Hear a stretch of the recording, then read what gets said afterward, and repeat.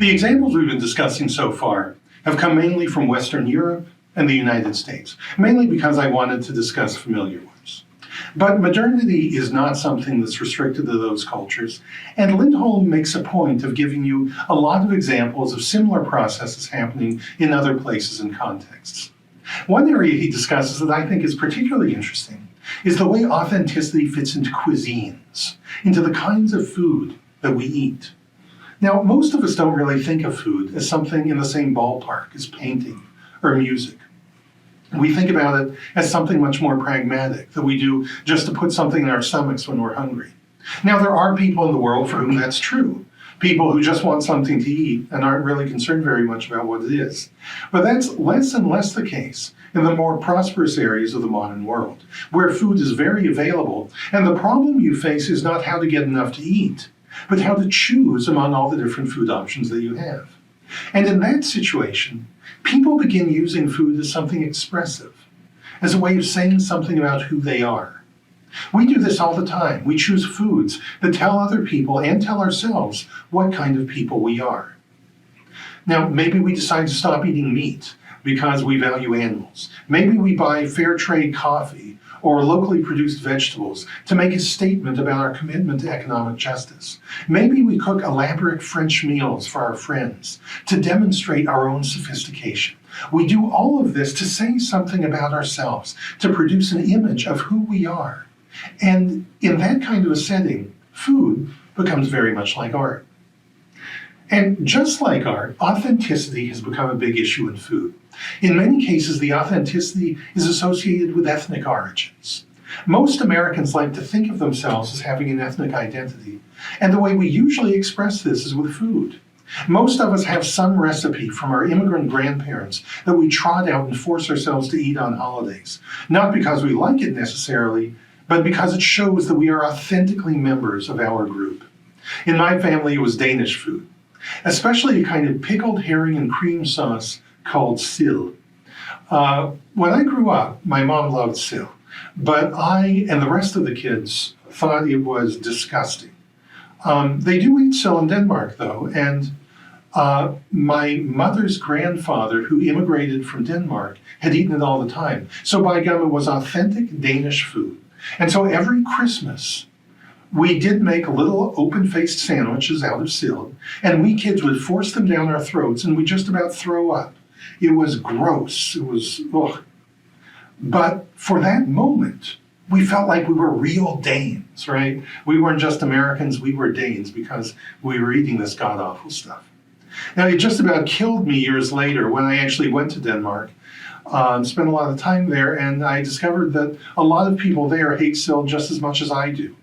A lot of people do like it, of course, but it isn't some kind of national food. It just happened to be something that my great-grandfather liked to eat. Now, you can probably think of some similar experience in your own family.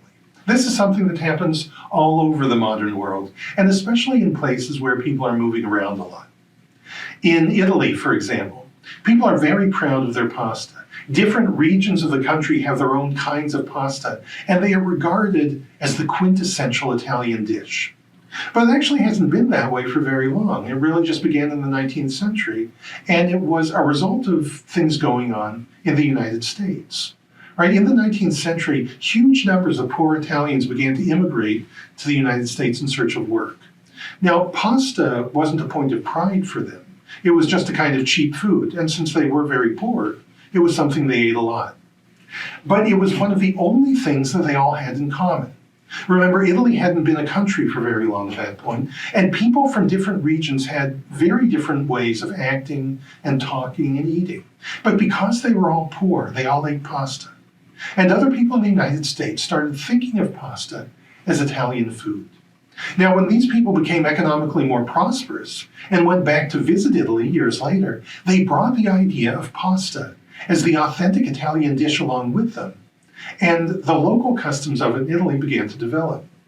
A similar thing has happened in India, which is a place where there are an incredible number of food traditions. Right? Not only is India a very big place with lots and lots of regions that have different foods available, it's also a place where food is closely connected with class, with caste, and with a history of colonization. There really isn't anything that could be described as Indian food. There are thousands of different kinds of food that have been eaten there. But that's not obvious to people whose ancestors immigrated from India to the United States and Europe.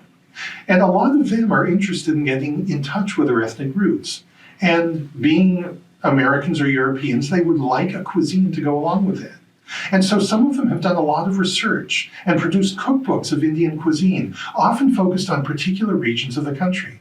Some of these have become very influential in India itself, where members of the rising middle class want to establish their links with some authentic tradition.